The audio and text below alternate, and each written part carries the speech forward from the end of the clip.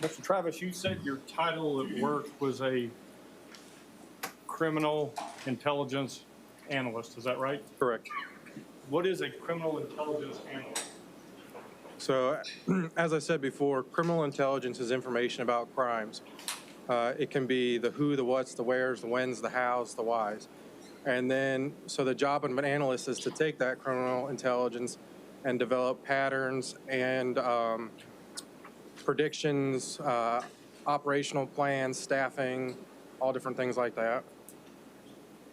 And what's your background, education, and training and experience in that position? So I've been in this current position for 5 years, 5.5 years. Before that, I worked as a major crimes detective. Before that, I was a property crimes detective, a field training officer, and I started off as a road deputy at the Sheriff's Department. Education-wise, I have a bachelor's and a master's in physics from USC in Columbia. I've been to over 600 hours of training related to law enforcement. Included in that, I've been to the International Association of Law Enforcement Intelligence Analysts Basic Intelligence course. I've been through the International Association of Crime Analysts training symposiums. I have numerous certificates from both of those organizations about crime analysis and intelligence analysis. You know, the state would offer Detective Brian Travis as an expert in the field of criminal intelligence analysis. Any more dire on that field? Just with the analysis, you can determine patterns. So it's more than just patterns. Some people, I don't like to use the word, but you hear profiling, criminal profiling, that comes into it. You look at patterns of crimes, you look at similarities, differences, and now the biggest push, of course, the key kind of catchword now is predictive policing. That is intelligence-led policing. So you take criminal intelligence, you look at historical data and use it to model and what we typically call forecasting, or a general idea of where crimes may happen based on historical dates. And when you say that, that just means you get a rash of breaking into motor vehicles and can determine a pattern that might give you a prediction of where that might go next. That's part of it. But it doesn't give you like a crystal ball. No.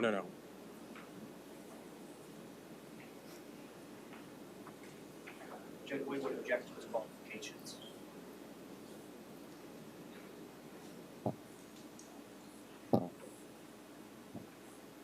Play for the board if you like, Mr. Graham. Your Honor, that's the job title, that's what he's been trained for, and that's what he does. He's got over 600 hours of police experience, he's got an education, he's been doing the job for several years. He takes records, different kinds, he takes statements, he puts them together, and he explains what happens as best he can. I'm not asking him to guess. I'm asking him to look at data and explain it.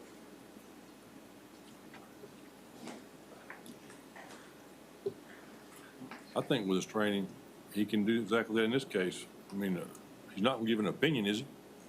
Or is he? Only to the extent that Mr. Madsen, in his last question, asked him, and he said his actions were goal-driven. We're going to go through, and he's going to explain why he thinks they're goal-driven based on the data that he sees. Judge, that would be similar to criminal profiler that has been consistently held to be a problem in the courts of South Carolina. Basically, hey, I see this.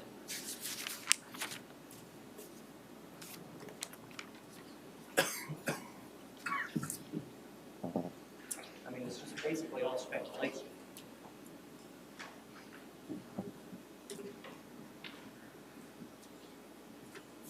Being qualified as an expert in cell phone and cell phone tower data analysis right now, correct? Yes, sir. We'll go forward with that expertise and offering opinions and see where we get. So I think I need to hear more information about what data he's analyzing before I'm going to move forward to the more general qualification experts you asked for. But he's been qualified as an expert in data analysis from cell phones as well as cell towers and other electronic devices. Detective Travis, when you testified before before the break, the timeline that you put up was a timeline that you had created at the actual time the crime occurred when it was first being investigated, correct? Correct. Since that time, you've had an opportunity to get more records and make a more detailed list. Correct.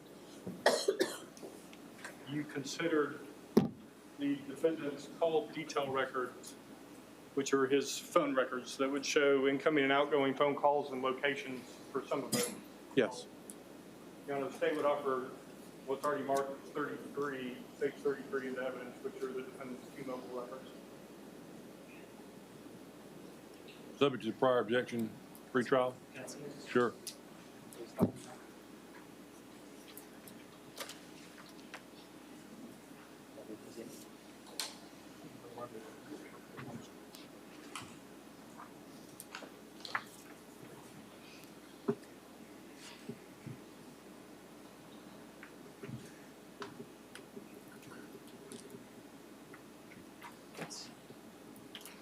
Is it already in? I've got it already in, but it's okay.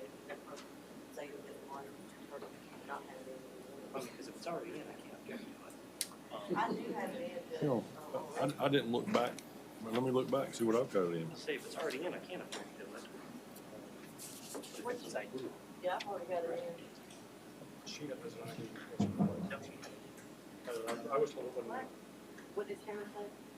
You had, She told me I needed to put it that's the one we were talking about last night, that I already had it in, but there was not, but. Yeah, it came in with Mike Phipps. That- It's in. I already had it in. Yeah, it's in, so already admitted. You may utilize it. In addition to stage 33 is the defendant's call detailed records. Okay. That is something that you would have used to construct a more thorough timeline, correct? I actually had used it on that timelining and then had revisited it several times since then. Let me show you stage 137 for ID at the moment and ask if you recognize those. I do? And those are the bank records from, say, Federal Credit Union of the defendant, correct? Correct.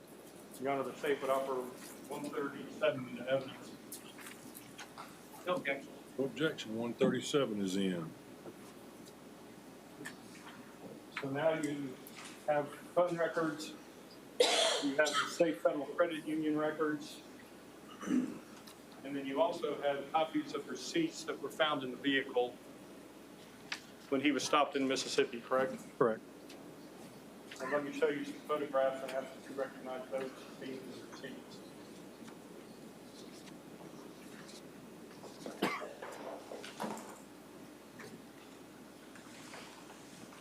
Yes, I do recognize them as being receipts.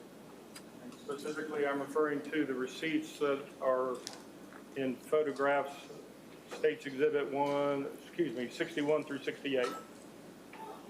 Now, did you take all of that information and combine it together to show the defendant's movement? Yes, along with his phone dump. And that would have been the cell phone extraction that Mike Phipps did. Correct. All right.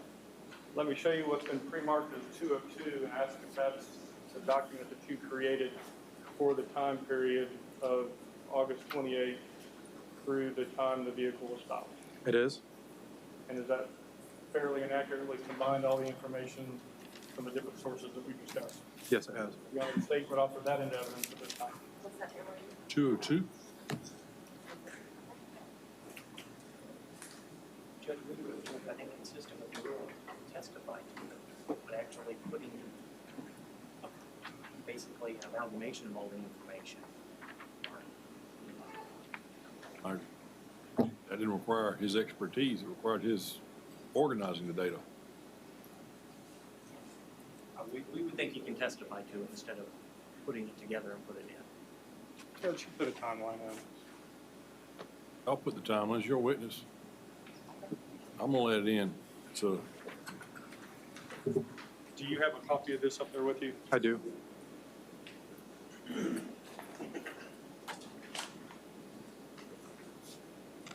It looks really small and it's really detailed, but in essence, in general terms, overall, what is that? So it has a date and time for when the event happened, I tried to label what the event was as concisely as I could and give it a label. And I did all this with the intent of putting it on a map. This was my list to use for mapping purposes.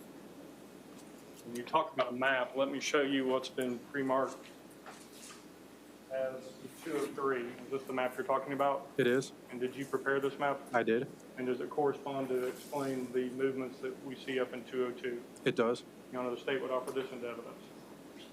So that map is a location and all the time points on the exhibit 202. Yes, sir.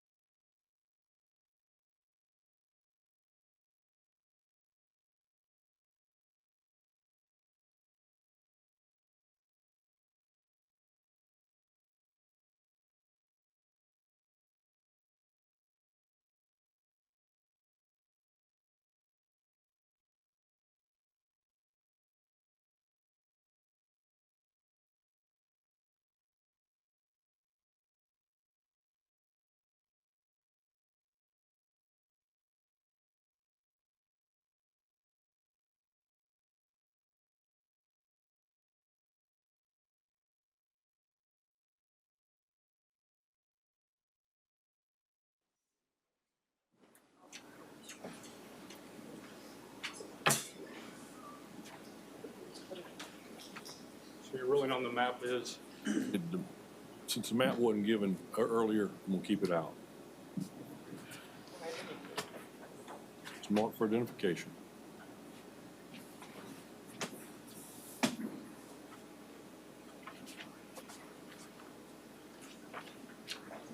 You're also familiar with the State 77, which was the extraction report that was prepared by investigative feds. Yes. When combining all these together, let's talk about the entry points on here. It looks like there's 44 of them. And what's going on? Okay.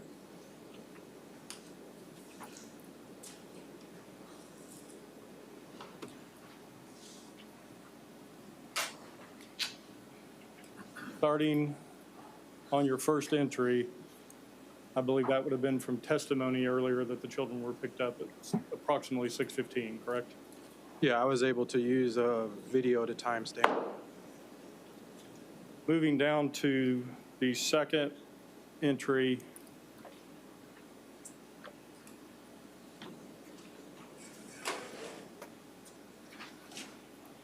and the third entry, those are the incoming calls from Amber. Correct. The times on those two calls on the night of the 28th were what? The first one was at 7:19 p.m. and the second one was at 9:34 p.m. During those times of the phone calls, were you able to determine where that phone was physically located? The only thing we could determine is which tower the phone had hit off of during that time, and that's what those GPS locations are, is the tower's location. So where I have the light, the latitude and the longitude, those are the coordinates from the cell tower that that phone pinged off of? Correct. And is that in the area of the defendant's home? It is. Down to the fourth entry, 1:50 a.m., now on the morning of the 29th, correct? Correct. And you've got down, bought cigarettes from Cooper's Corner. How do you know that? We got both financial records and a receipt for that, and so we knew from the receipt what was purchased. You remember how much the amount of the purchase was, or how many cigarettes were purchased? 10 packs of cigarettes, and I believe the total purchase price was $42.15. Now, Cooper's Corner is located where? It's 1910 South Lake. It's right at the intersection of South Lake Drive and Platte Springs Road. How far away is that from the defendant's house, roughly? Maybe a half mile at the most. It's just down the road. So the next thing you see after the purchase of the cigarettes at 1:50 a.m. is what? At 10:32, there was a purchase at the Mountain Express truck stop in Thompson, Georgia. So we're now at 10:32 a.m., so that's the first time that you see him moving away from the house. Correct. And this is on the morning of the 29th. Yes. Looking at State 77, which was Investigator Phipps' forensic examination of the phone, what's going on prior to and up to 10:32 a.m. on the morning of the 29th? Starting from 1:50 and starting from your time at 1:50 from the cigarette purchase. There's several calls coming into the call log, and on the extraction, it shows them, several of them as missed calls, and then it shows a rejected call as well. Oh, I'm sorry, I think I'm on the wrong day. Missed calls, and then text messages. The text messages are the ones back and forth to the babysitter Christina Elke, correct? Correct. So at 10:52, well, let's start back. At 9:38, Christina Elke texts and says, just wondering if the kids are coming. And then time-wise, the next thing that happens is he is in Mountain Express truck stop, which is where? Thompson, Georgia. He's in Thompson, Georgia, and then at 10:52, a few minutes later, he texts what to Christina Elke? The text message says, "Don't worry about this morning. I'll see you later next week." And then the response from her is what? So are they coming Monday or when? And his response? Tuesday. The next entry you have after Mountain Express that shows location is what?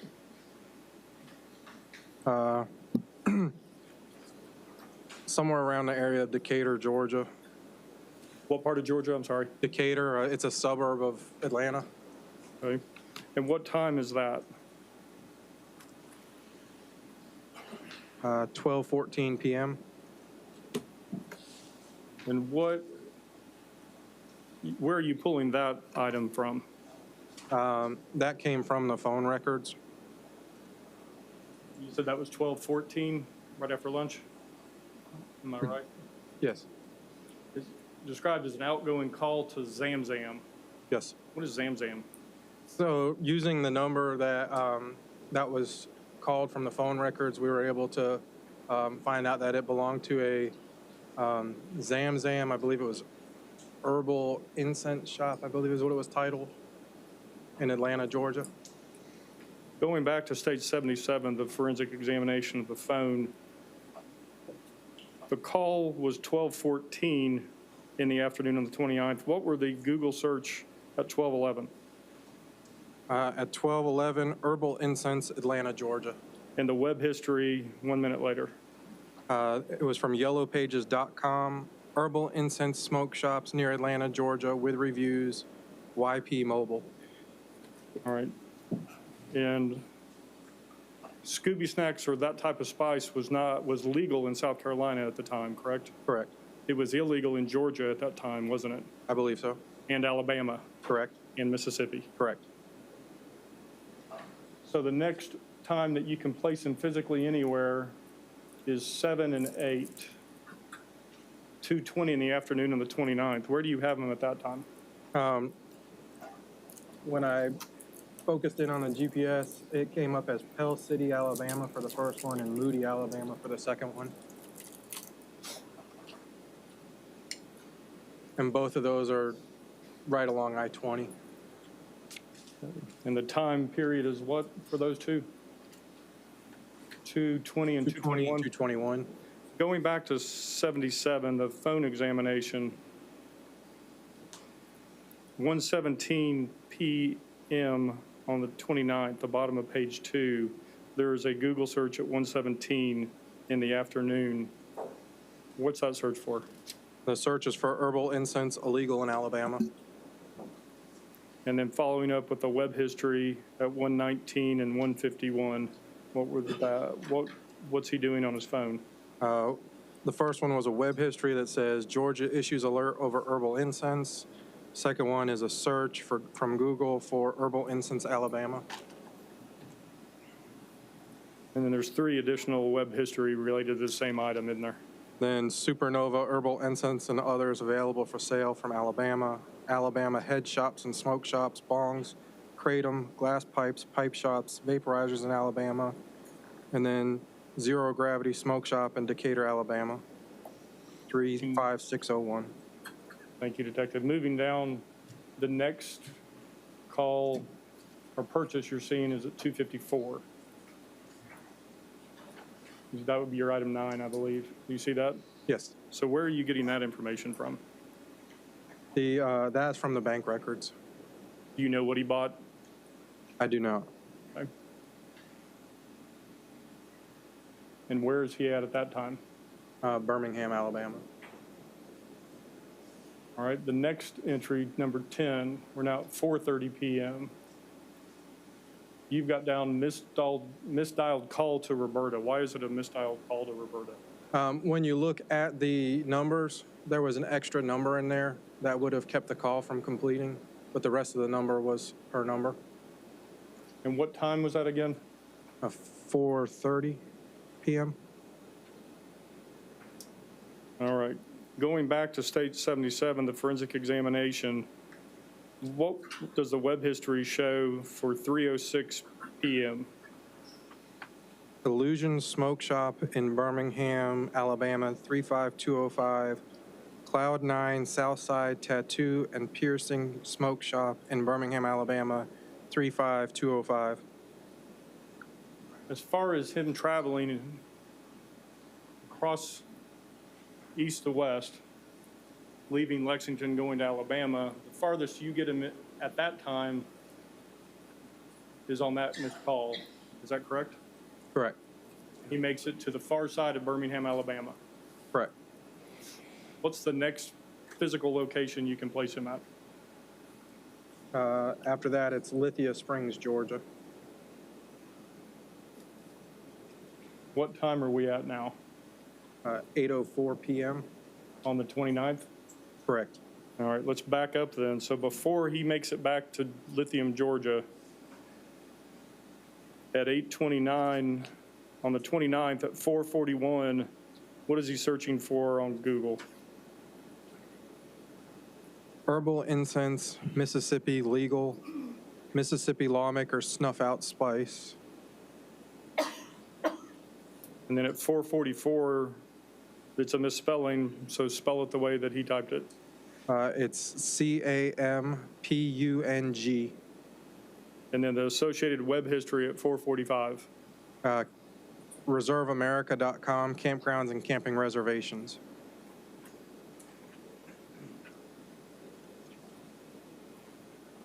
All right, and I had you coming back, and we had made it back to Georgia. And you got that record for 8:04 p.m. on the night of the 29th from his phone records. Correct. And you identified it as a call to Market Traders Institute. What is Market Traders Institute? From looking it up, it appears to be like a stock trading company that teaches you how to do day trading and things like that. The next physical location that you can place him at is where? Washington, Georgia? Now, is that continuing coming back toward the Lexington area? Yes. Okay, what time is that at? Washington, Georgia was at 10:29 p.m. So we're on Friday the 29th at 10:29 p.m. Correct. Now, where does that entry come from? It was both a receipt and it was on the bank records. And it says, made a purchase at Bumper to Bumper for $30.18. Yes. Does the receipt show you what he bought?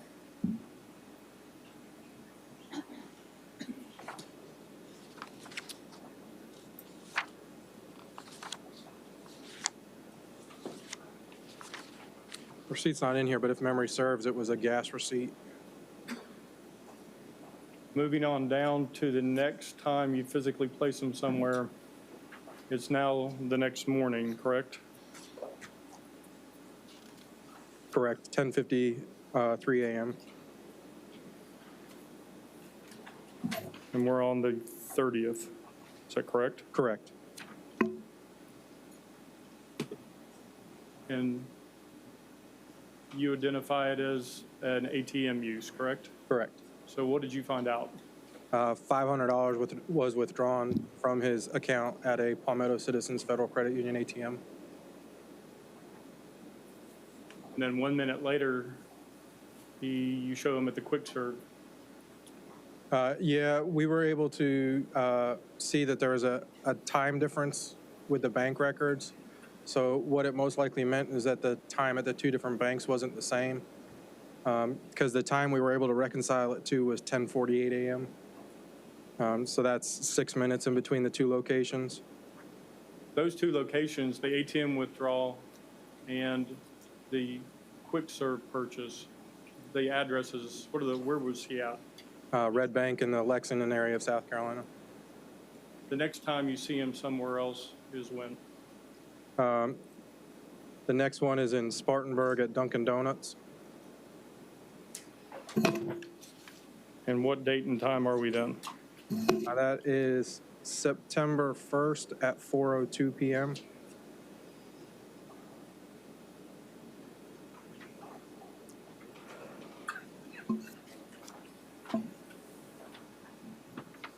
And where is he at?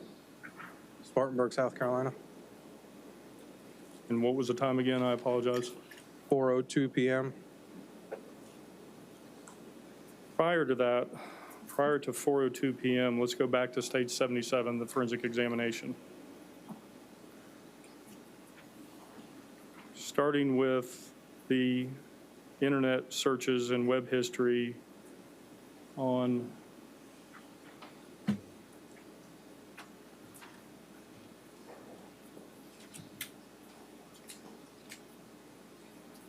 the first, prior to the Dunkin' Donuts. Do you see those starting at 10:08 in the morning? I do. Would you tell the jury what searches and what web history was going on the phone that morning? So the first search item through Google search was again that CAMPUNG, which then has a $Q equals Camping South Carolina.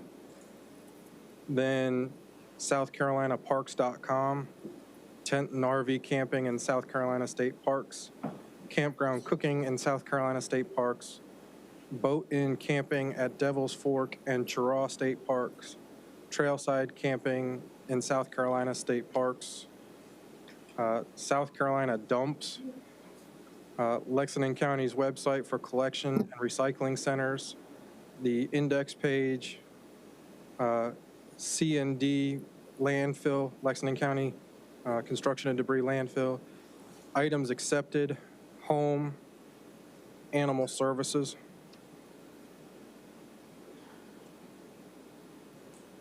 And then there are some YouTube searches still that morning as well, correct? Yes. What are those? Styx, Long Arm of the Law, Styx, Long Arm of the Law lyrics, Comfortably Numb, Pink Floyd lyrics. All right. And now we find ourselves at a Dunkin' Donuts in Spartanburg. Is that correct? Yes.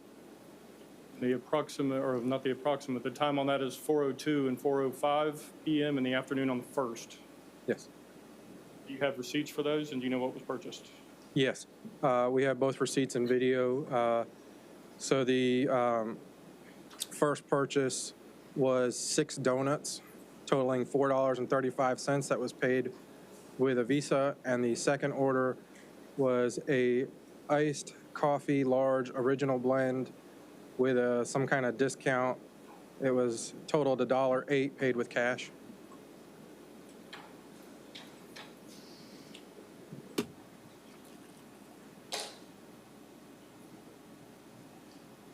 And where does he go from there?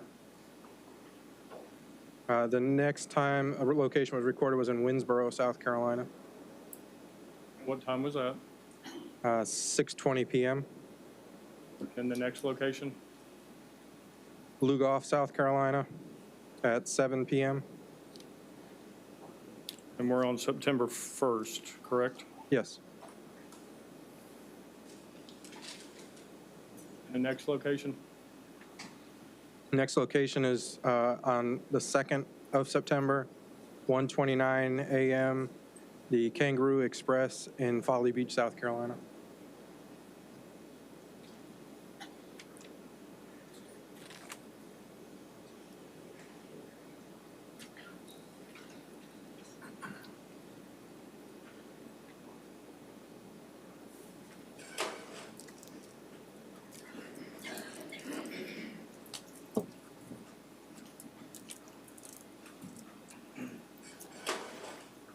And the next location after that? The Quick Pantry gas station in West Columbia at 10:59 a.m.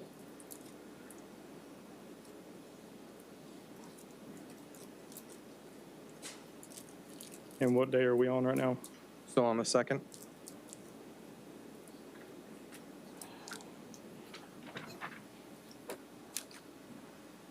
And what time? That one was at 10:59 a.m. If you look on stage 77, just prior to that 10:59 a.m. entry when he is back in West Columbia, there is some YouTube searches that begin at 10:35. You see those? Yes. So what were the searches for? The first search was a YouTube search for dog search for body in landfill. Then same thing, YouTube search, clean pool. I'm going to spell it since it's spelled wrong, MURATIC acid. Then the next one, a YouTube search again, MURATIC acid burn.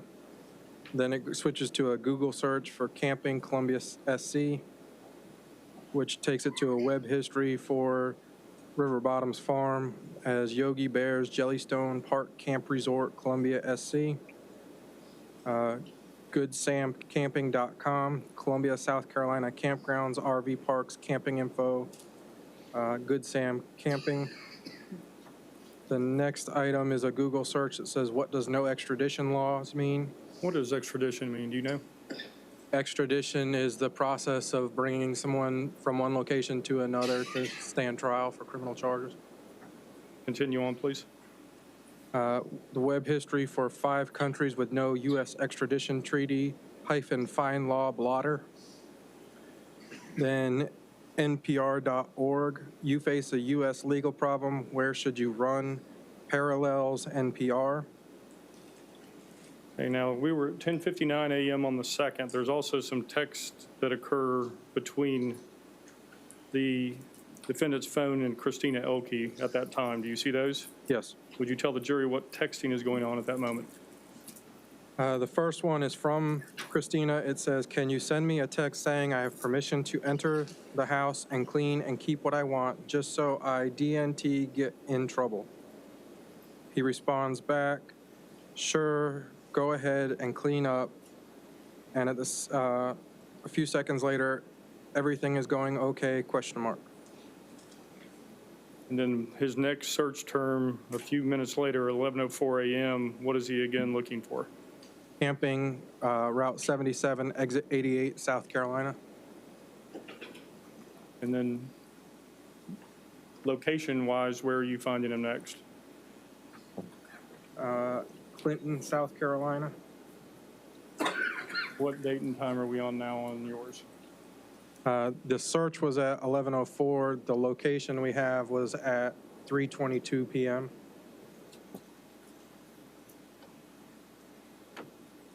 What item number is that? 22? Yes, sir. And it's at a Citgo Corner Mart, is that correct? Yes. And were you able to determine what he purchased? No, that was from a bank record. Next, where do you physically find him?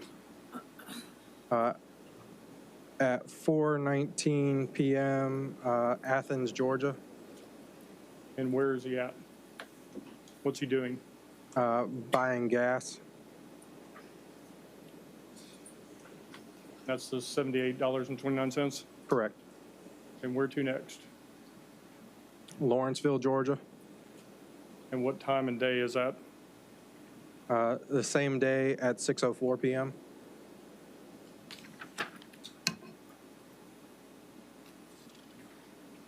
And then where does he go? Gray, Georgia. And what time is that? 10:06 p.m. And it looks like there's 3 calls in a row that you place him in Gray, Georgia. Is that correct? Correct. Now we move on to, that's the end of the entries for the second, correct? Correct. And now we're moving on to the third. Yes. The first place you put him on the third is where? The West Columbia Walmart. Referring back to 77, there is some incoming red text coming from starting at 4:41 p.m. and going through 5:33 p.m. that are from Travis Jones. The first two are from Travis Jones, and the next two are from Roberta Thornsberry. Would you read those texts out loud? The first one from Travis Jones says, "Hey, call me when you can." The second one says, "It's an emergency." The first text from Roberta says, "Timmy, please, please, baby, let grandma know where you're at. Please, please, call me, please." The second one says, "I can do your sweetheart, so scared, please call babe." All right, we stopped at Walmart, which was that day at 11:05 a.m. And you've actually seen the receipt, and you know that the items that were purchased, correct? Right. And those are the items that have been previously testified to. The 5-gallon bucket, the blades, the saw, the dust mask, the goggles, and the acid. Correct. Just to clarify, those text messages I read were not read on the phone until the following day. That's the West Columbia Walmart. Yes.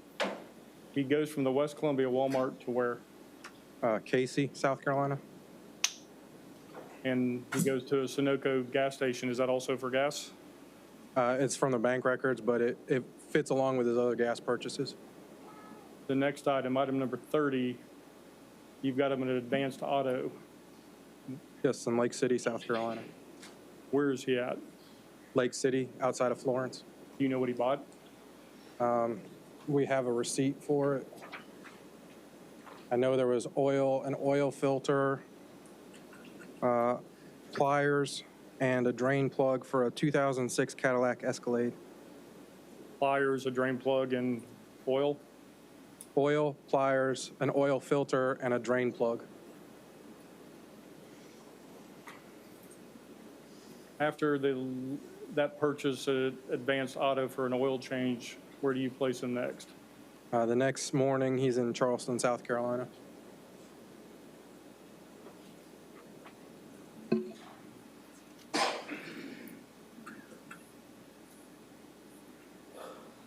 The first entry you have on the next day on the 4th is at what time?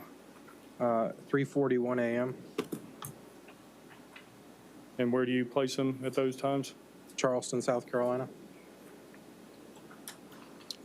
Specifically, it's, I think James Island is where the tower is. Now, at the same time, or approximately the same time, on stage 77 on the last page, 3:44 a.m., what's the web history? 3:44 a.m. on September 4th. 3:44.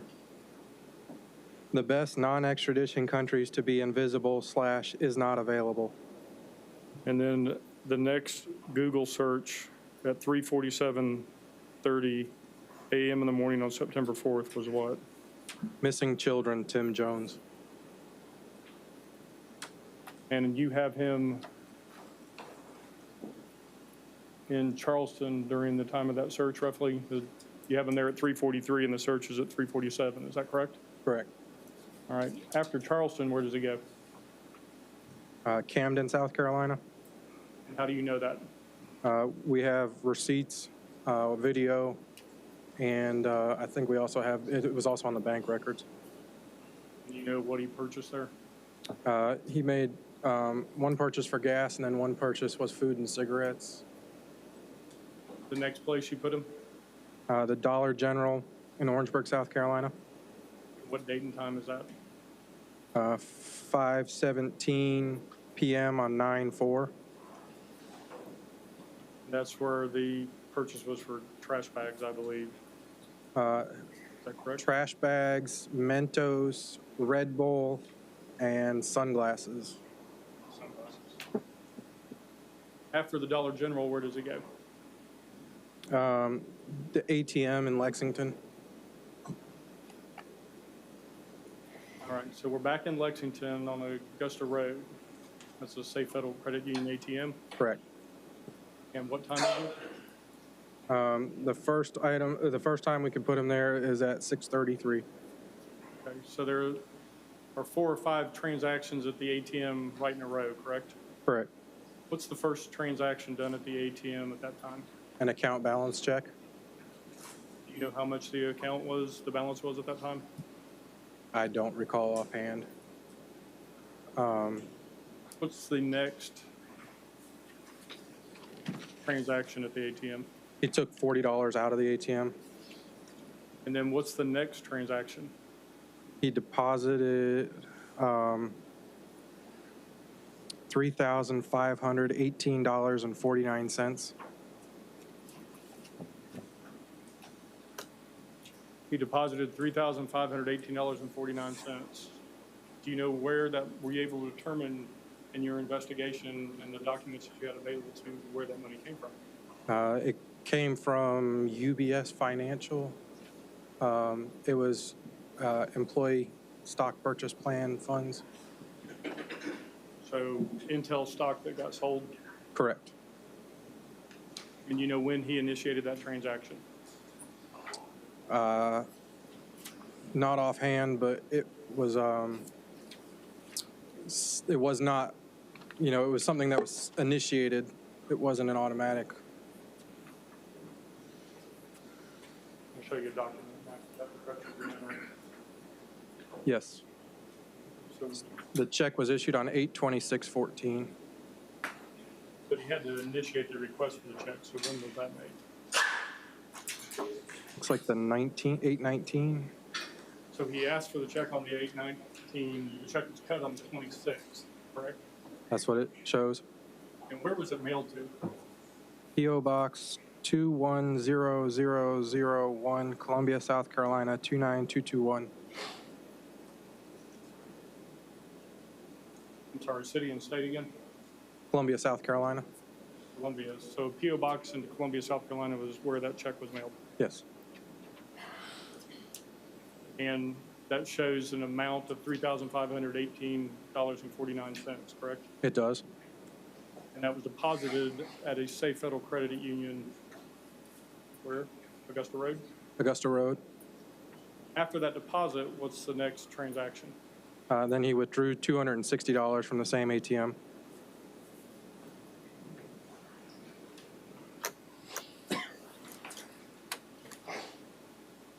And that takes us to the 5th, correct? Correct. Where's the next physical location you can place him? Louisville, Georgia. Where is Louisville, Georgia?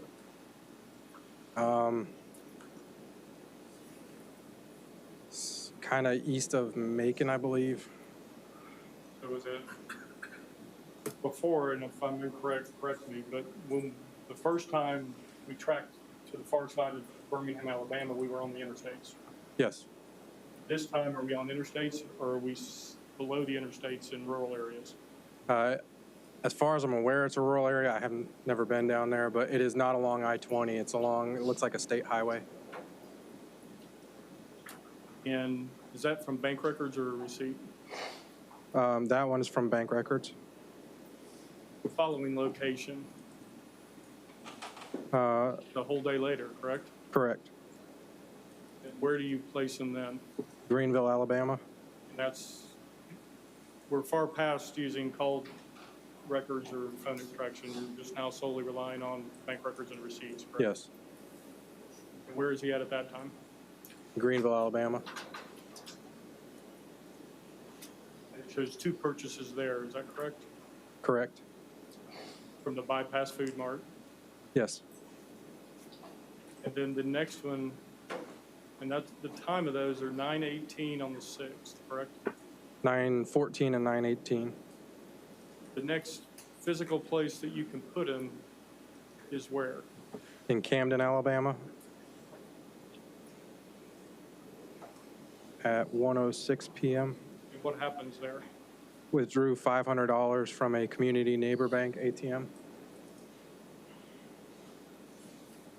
Are you aware of where the children's bodies were recovered? Vaguely. Do you know whether it is between Greenville, Alabama, and Camden, Alabama? It is. The last purchase that you show is on the evening of the 6th at 6:09 p.m., correct? Yes. And where is that at physically? Laurel, Mississippi. And then your last entry shows the traffic stop at approximately 7:57 p.m. that night, correct? Correct. Thank you, Detective Travis.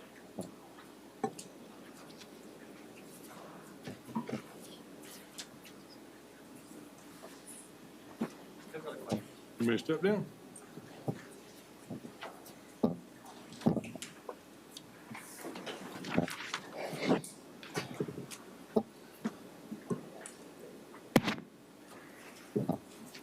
How we doing? Okay. Yeah.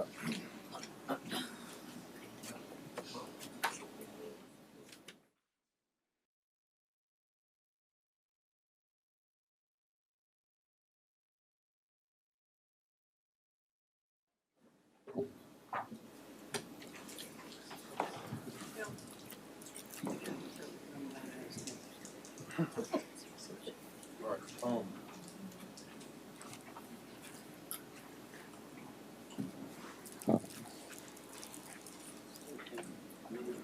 Thanks. Earlier, a couple of them. This one's about 2 hours and 20 minutes. We can come back and do it Tuesday, break for the day. You can do an hour of it today and come back and do an hour of it.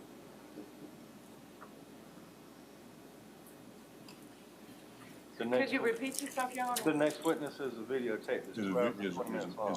It's 2 hours and 15 minutes, if my recollection's right, that he came and testified. Right. It's been recorded, and it's on there, it'll be played up there. So I can tell you how long it'll go. It'll go 2 hours and 15 minutes. We can watch an hour, come back and watch another hour Tuesday, or we can break for the day. I think it would be best if we watched it Tuesday in its entirety. Yeah, we all. I kind of agree with y'all. It makes better sense if you don't break it up. All witnesses do. I'm not commenting on his witness, but We just raise you here in one run, so, all We right. want to be focused. All right, now, let's talk about the weekend. Since we're ranking on certain ones. Coming back Tuesday, regular time. Y'all enjoy your weekend. Get some rest. Enjoy time with your family. Do whatever you're supposed to do.